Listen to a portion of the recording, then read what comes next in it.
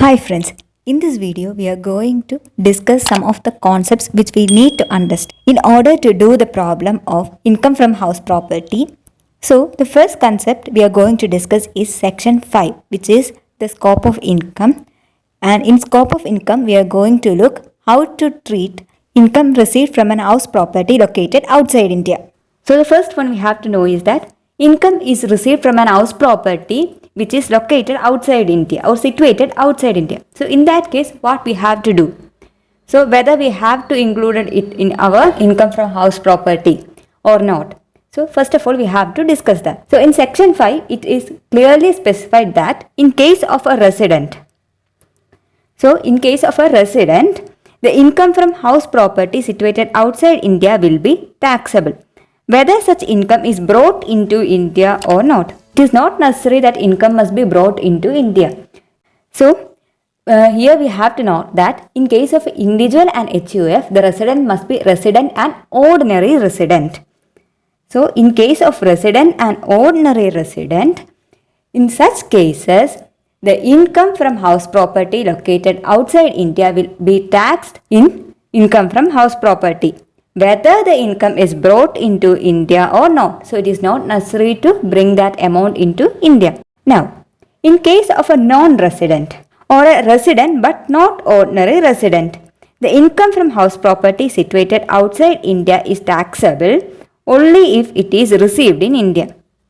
So, in case of a non-resident or a resident but not ordinary resident. So, this resident and not ordinary resident concept is only for individual and HUF.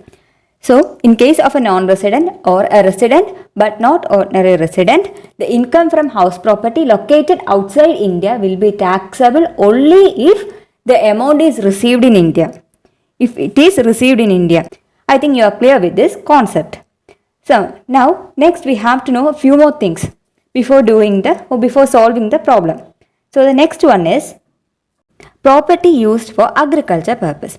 So, if the property is used for agriculture purpose, then the annual value of such property is treated as agriculture income as per section 2, subsection 1a. So, in this case, it is exempted under section 10(1). So, if a property is used for agriculture purpose, then it is exempted under section 10(1). So, any income received from such property will not be included. Why? Because as per section 2, subsection 1a, the annual value of such property is treated as the agricultural income, and the agricultural income is exempted under section 10(1). Now, disputed ownership. So, there is a property and there is an ownership dispute. And in such case, if the title of ownership of the house property is under dispute in any court of law, the decision about who is the owner lies with the income tax department. So, in such case, there is a dispute between the ownership of the property and the case is going on in the court. In such cases, the income tax department can decide who is the owner of such property. The assessment cannot be held for such dispute. Generally, the person who is in receipt of. So, generally, the person who is in receipt of the income or the person who enjoys the possession of the house property is assessable to tax under section 22. So, here, in case of a disputed ownership, so in case of a property with disputed ownership, the income tax department has the power to make decision about who is the owner of such house property. So, most probably the person who is enjoying the possession of the house property or who receive income from the disputed property. Such person will be treated as the owner of such property, and income received from house property will be chargeable under section 22.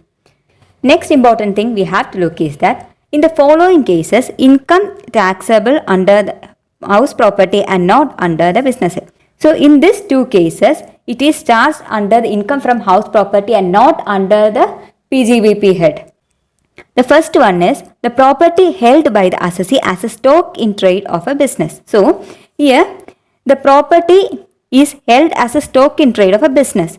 So, since you see a business here, you don't assume that it goes under the head PGBP. No, it is specifically stated that property held by an assessee as stock in trade of a business will be treated as income from house property. So, Such property which is held as stock in trade of a business will be treated as income from house property if any income received from such property.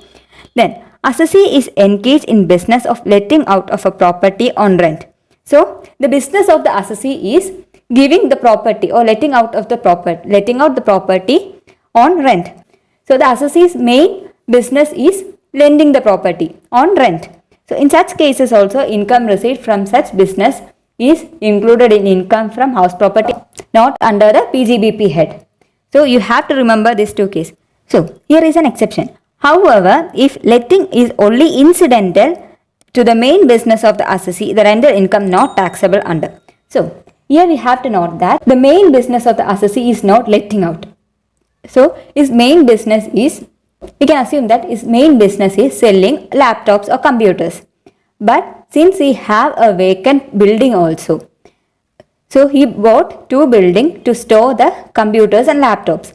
But one of the building is vacant and he let it out on rent for another party. In such case, the income received from lending out is not considered in income from house property. Why? Because his main business is not letting out of property on rent. So, here in such cases, it will not be included in income from house property. So, now we are going to look at a concept of composite rent. So, composite rent means sometimes the rent is inclusive of the water bill, telephone bill or electricity bill, etc. So, in such cases, it is called composite rent because the rent is not only for letting out the property but also the services which are provided along with that property. So, such type of rent are called composite rent.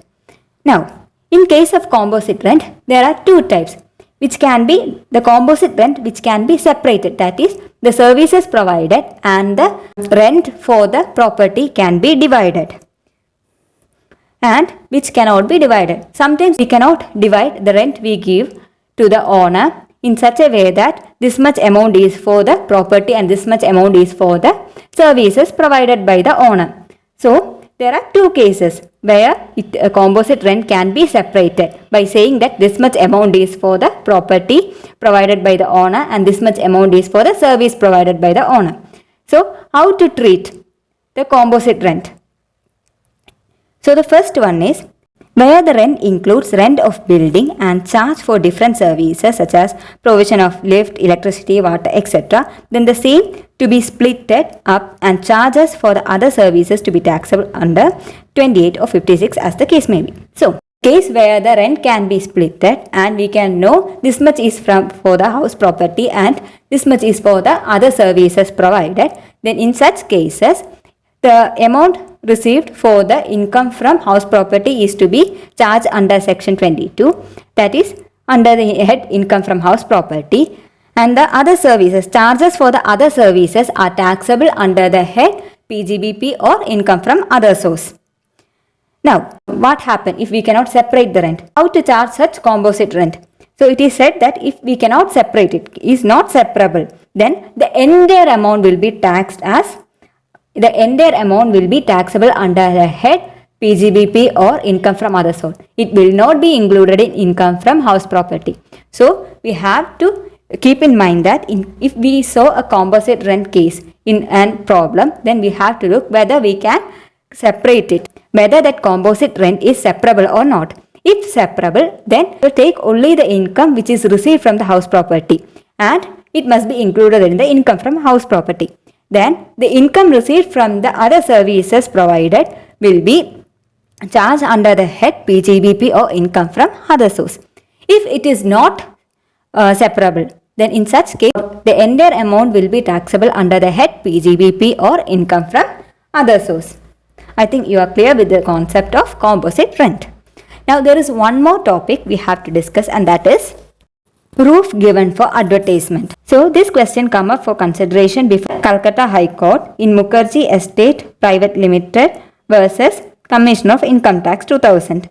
So it was decided that the assessee let out the roof for advertisement. So he provides some space for the advertising company to keep their billboards or the hoardings, etc. So the court says that it will not be considered as the income from house property. Hoardings do not form part of the building. So since it is not a part of the building, the income received from such advertisement will not be included under the head income from house property. It will be charged under the head income from other source. So we have to keep all this in mind while doing our problems.